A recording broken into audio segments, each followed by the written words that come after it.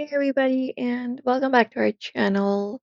If you would like to get notifications back on your Samsung device lock screen, in today's video we will be guiding you through the process. So without any delay, let's just dive right in and get started.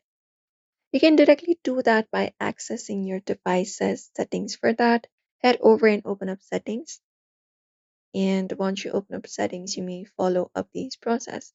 So once you reach over to your settings, you need to head over and find the option for notifications and tap on it.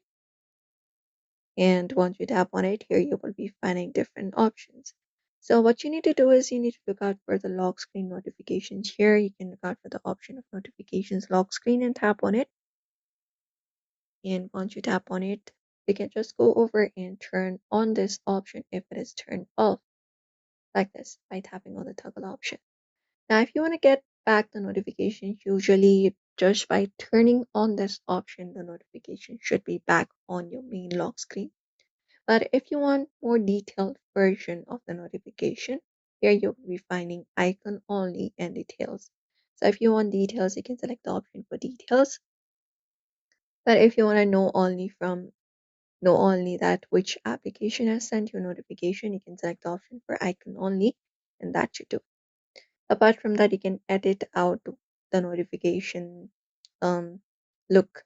So if you want the transparency to be full or light, you can just go over and select it like this and confirm it up. That should do it. You can even auto reverse the text color and even hide the content. If you want to hide content, you can just go over and enable this option and you will be finding it like this in this form right here.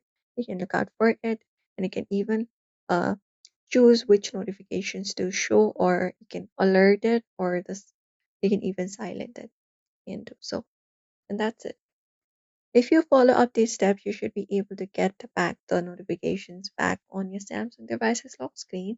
So that is it, everybody. Do not forget to give this video a like and also subscribe for more tips and tutorials.